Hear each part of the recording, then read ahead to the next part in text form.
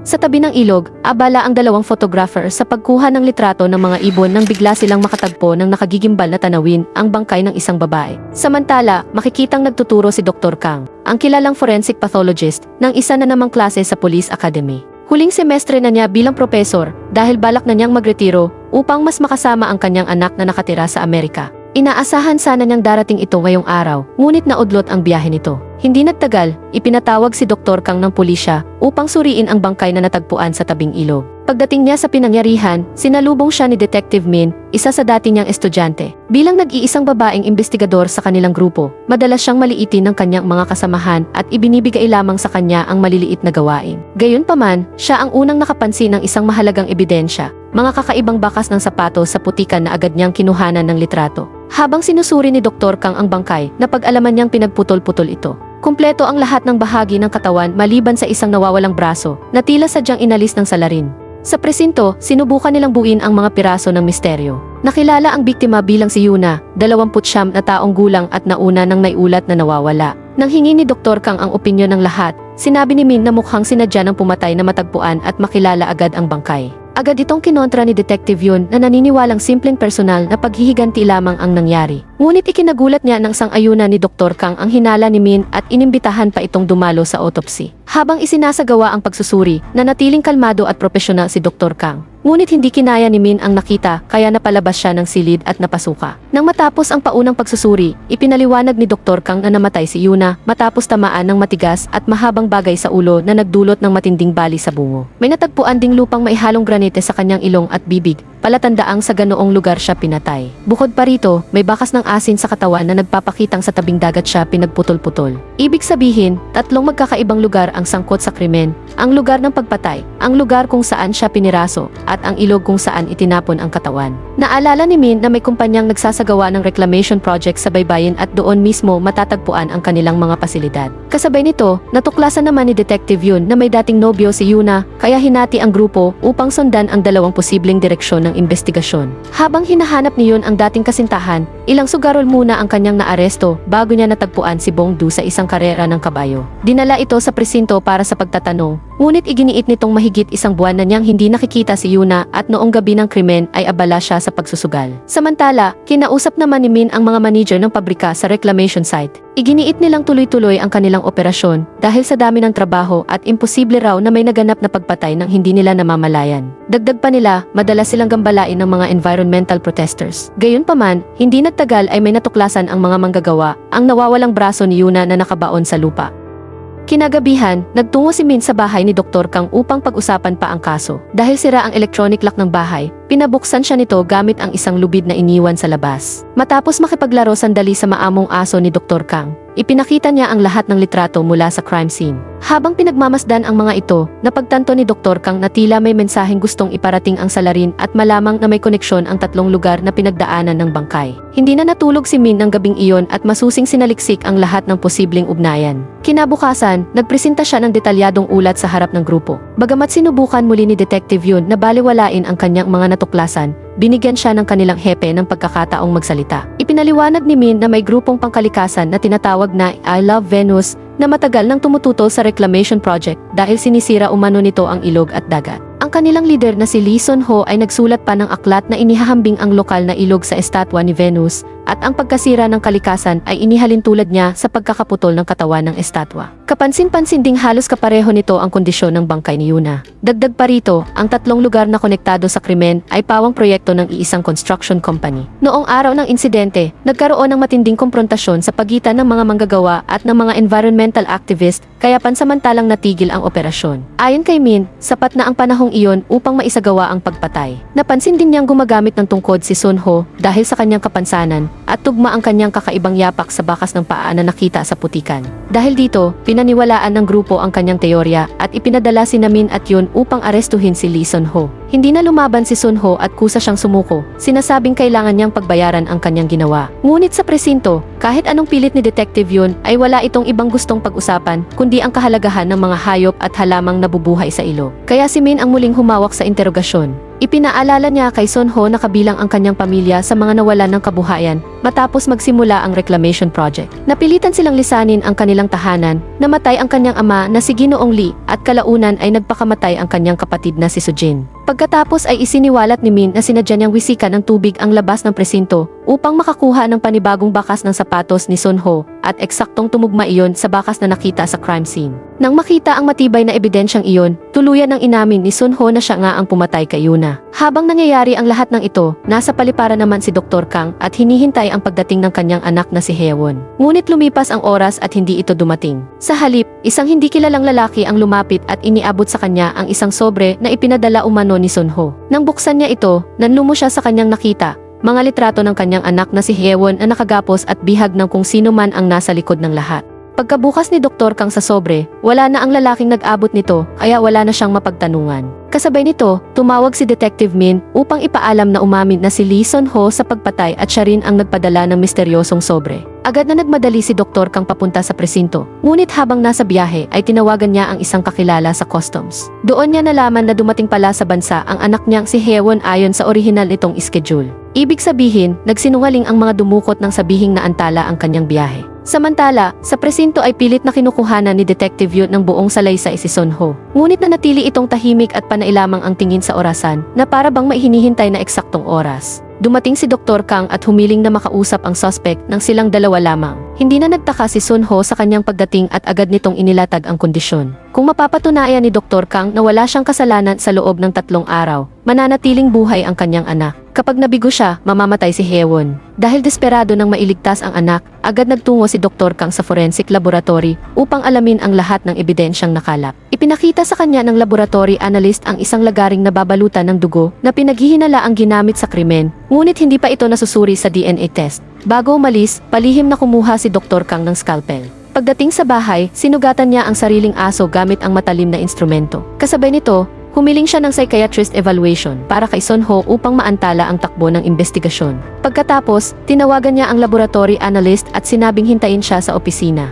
Habang wala ang analyst sa laboratorio, palihim na pumasok si Dr. Kang, nilinis ang lagari at pinahiran ito ng dugo ng kanyang aso upang mapalitan ang orihinal na ebidensya. Sakto namang dumating si Detective Min upang kunin ang resulta ng pagsusuri at nadatnan ang analyst sa opisina. Maya-maya ay dumating rin si Dr. Kang at pinayuhan ang analyst na tapusin muna ang kanyang trabaho bago siya nakipag-usap kay Min. Ipinaliwanag niyang dahil sa kapansanan ni Sun Ho. Mahirap paniwala ang kaya nitong patayin at pagputol-putulin ang biktima. Dagdag pa niya, puro circumstantial evidence pa lamang ang hawak nila, kaya mas mabuting hintayin muna ang opisyal na laboratory report bago humingi ng warrant. Hindi nagtagal, humingi si Dr. Kang ng pabor sa isang pulis na matagal na niyang kakilala upang makadalaw kay Sun Ho sa kulungan. Ang tanging nais niyang makuha ay patunay na buhay pa ang kanyang anak. Kinuha ni Sun Ho ang cellphone ni Dr. Kang at kunwari may tinatawagan, dahilan upang lalong magalit ang doktor nang mapagtanto niyang nagpapanggap lamang ito. Dahil sa sobrang galit, pinagsusuntok niya si Sun Ho. Ngunit biglang tumunog ang kanyang telepono. Ang tumatawag ay si Haewon.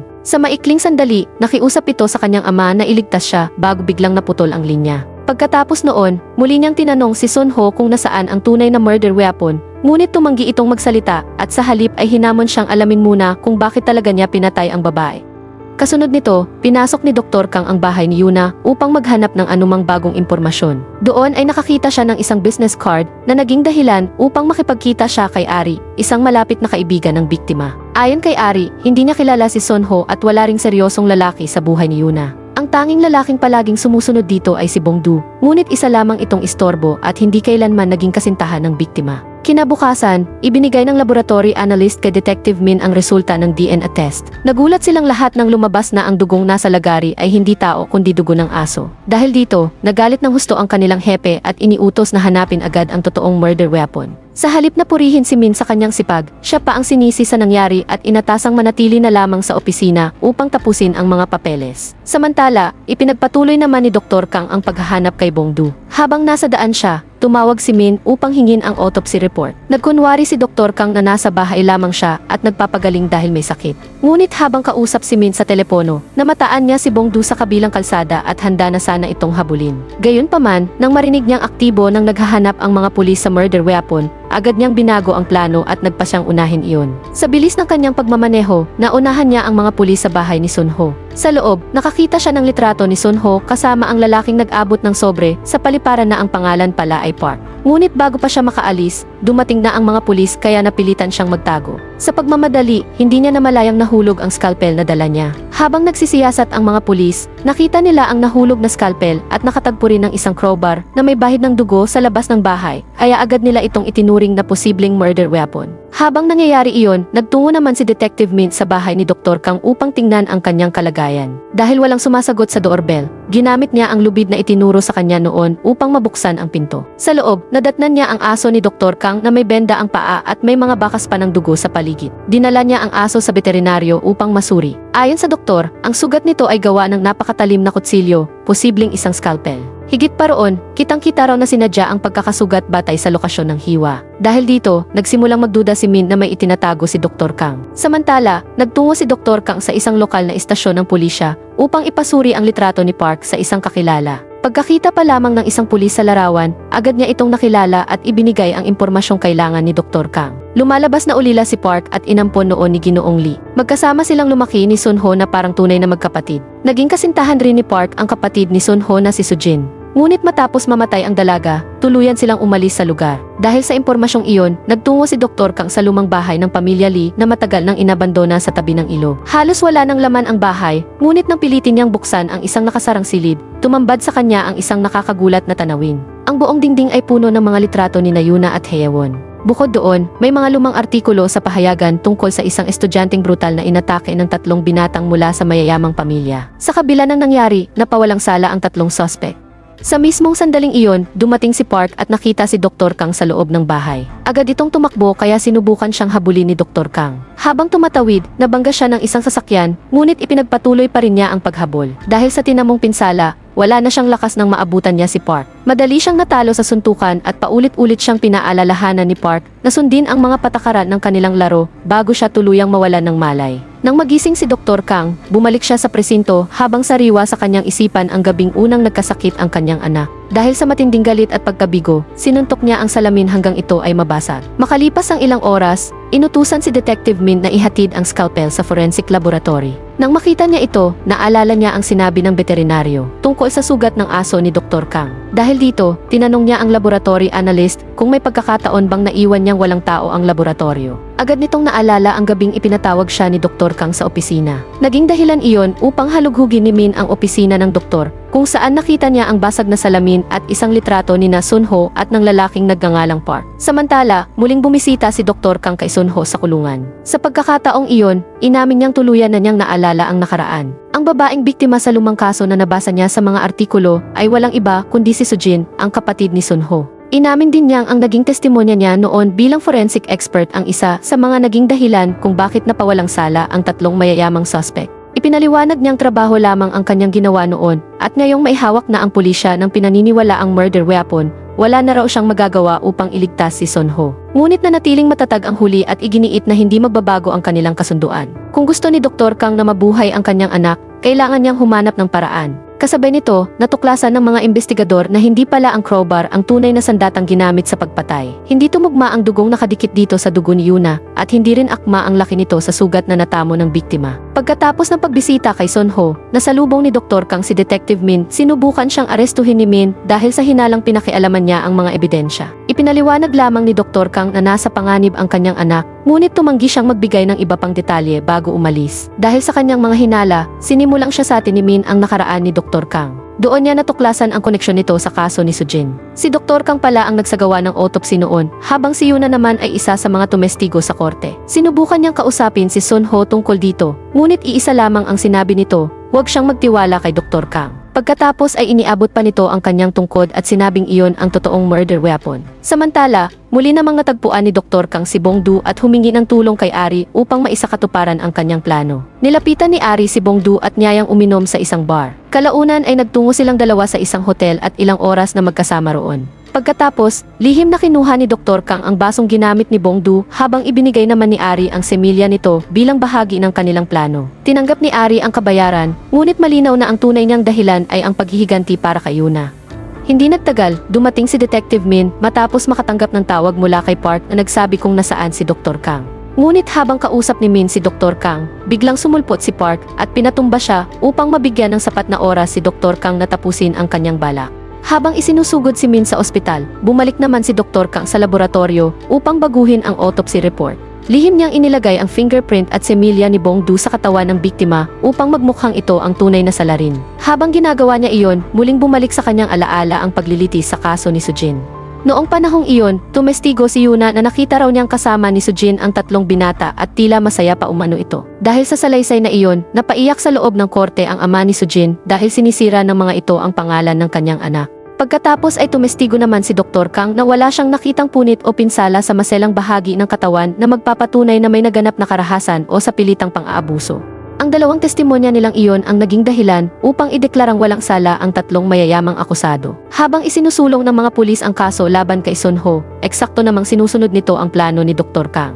Nagkaroon siya ng abogado na nagsabing napilitan lamang ang kanyang kliyente na umamin at binabawi na ngayon ang lahat ng kanyang sinabi. Bagamat ang tungkod ni Sun Ho ay tugma sa hugis ng sugat ng biktima, wala naman itong bakas ng dugo. Ang mga yapak naman ay madaling maipaliwanag dahil doon mismo siya nakatira. Dahil dito, hindi sapat ang mga ebidensyang iyon upang idiin siya. Nang dumating ang bagong autopsy report, wala nang nagawa ang mga investigador kundi palayain si Sun Ho at arestuhin si Bongdu bilang pangunahing suspect. Pagkalabas ni Sun Ho sa presinto, sinundo siya ni Park at lihim silang sinundan ni Dr. Kang hanggang sa kanilang bahay. Samantala, habang nagpapagaling si Detective Min sa ospital, binisita siya ng isang kasamahan at nagdala ng bagong impormasyon. Lumabas sa investigasyon na dalawang magkaibang autopsy report ang ginamit sa kaso ni Sujin. Ang isa sa mga ulat ay malinaw na nagsasabing may pinsala sa maselan na bahagi ng katawan. Ibig sabihin ay nagsinungaling si Dr. Kang sa kanyang testimonya. Dahil sa impluensya at kayamanan ng pamilya ng mga suspect noon, posible ring nabayaran ang ilang testigo upang baluktutin ang katotohanan. Napag-alaman din nilang patay na ang tatlong lalaking dating akusado. Dahil dito, naisip ni Min na maaaring si Dr. Kang na ang susunod na target.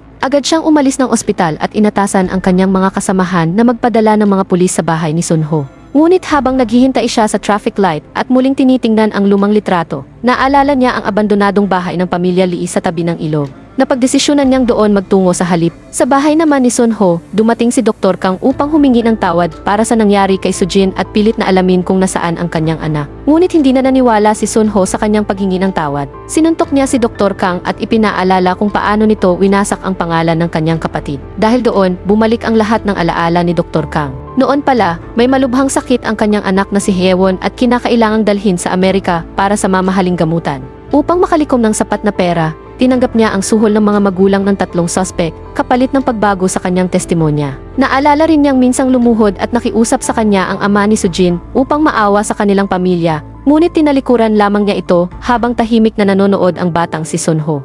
Sa kasalukuyan, nakiusap si Dr. Kang kay Sun Ho na siya na lamang ang patayin at huwag nang idamay ang kanyang anak. Ngunit ipinaliwanag ni Sun Ho na lumaki siyang pasan ang matinding galit dahil naniwala ang buong bayan na isang babaeng mababa ang pagkatao ang kanyang kapatid. Dahil doon, huli na ang lahat upang humingi pa ng awa si Dr. Kang. Sa tindi ng kanyang desperasyon, sinugod ni Dr. Kang si Sun Ho at walang awang binugbog hanggang sa mapilitang sabihin ito kung saan matatagpuan si Hyewon. Agad siyang sumakay sa sasakyan at humarurot patungo sa itinurong lugar, muntik pang mabangga ang konvoy ng mga pulis sa kanyang pagmamadali. Kasabay nito, dumating si Detective Min sa lumang bahay sa tabi ng ilog. Doon ay sinalubong siya ni Park at sinubukang patayin, kaya napilitan siyang barilin ito bilang pagtatanggol sa sarili. Habang iniinspeksyon ang bahay, natuklasan niya ang nakakatakot na paghihiganting inihanda ni Sun Ho para kay Dr. Kang. Pagdating ni Dr. Kang sa bahay, sinubukan siyang pigilan ni Min at binalaang huwag nang pumasok. Ngunit hindi siya nakinig at desperadong hinanap ang kanyang anak sa bawat silid. Sa wakas, nakita niya si Hyewon na nakahiga sa ibabaw ng mga talulot ng rosas. Ngunit nang subukan niya itong buhatin, tuluyan siyang nasindak sa kanyang natuklasan. Wala na pala ang katawan nito. Ang ulo at mga braso't binti na lamang ang naroon. Doon niya nalaman ang pinakamasakit na katotohanan. Matagal nang patay si Hyewon at ang lahat ng tawag at boses na narinig niya ay mga lumang recording lamang na ginawa bago ito pinaslang. Ang nawawalang katawan ng kanyang anak ang siyang ginamit upang ipalit sa katawan ni Yuna. Ibig sabihin, ang autopsy na kanyang binago at ang lahat ng ebidensyang kanyang pinakialaman ay ginawa niya mismo sa bangkay ng sarili niyang anak. Habang nilalamon si Kang ng sakit na halos hindi na niya kayang tiisin, Walang anumang pagsisisi namang naupo sa labas si Sunho habang marahang sumisipol. Habang bumabalik ang alaala ng masaya at mapayapang pamilyang winasak ni Kang maraming taon na ang nakalipas. Patuloy siyang nang uyam. Nakita mo ba ang ginawa ko sa kanya? Masakit, hindi ba? Habang buhay mong dadalhin ang sakit na yan. Umiiyak siya bago siya tuluyang namatay. Paulit-ulit niyang sinabi na gusto kanyang makita. Sa totoo lang, muntik pa akong maawa habang pinapatay ko siya. Dahil sa matinding galit at pighati, tuluyan nang nawalan ng kontrol si Kang. Agad niyang inagaw ang baril ni Soyong at walang pag-aalinlangang binaril si Sunho na siyang tuluyang nagwakas sa lahat ng kalupitang ginawa nito.